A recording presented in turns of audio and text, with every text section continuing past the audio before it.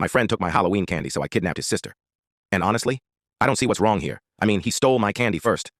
That's war. That's fair. I'm just enforcing the natural order of Halloween. It started earlier that night.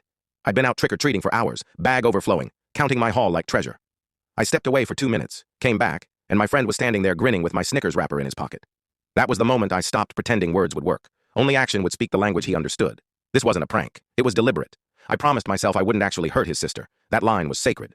But I also promised he would feel the cost in a way that an "I'm sorry" could never fix. So I took her quietly and brought her to a place where consequences could be seen and felt. When he arrived, wild and frantic, I didn't stage a gag or ask him to perform a silly apology. I made him watch. I laid out truths, messages, little moments he'd shrugged off as harmless, the tiny cruelties that add up to disrespect. I didn't embellish. I showed what he'd done, plainly, to the people who mattered, neighbors who'd overheard, the girls he'd joked about, people who'd once trusted him. Seeing his own actions reflected back at him, with witnesses, changed something. An apology in that room would have been a bandage on a bullet wound. Then I made sure it wasn't a one-night freakout.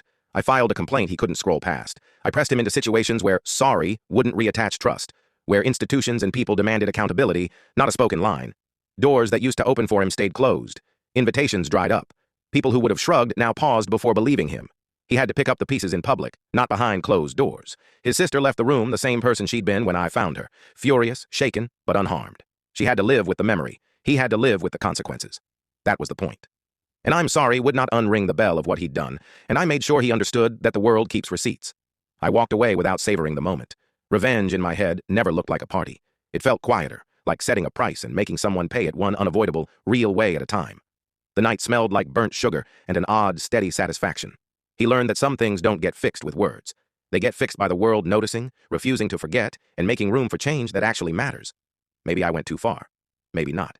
Either way, next year, I'll still hide my bag. And if anyone touches it, there will be theatrics. There will be fog. There will be consequences.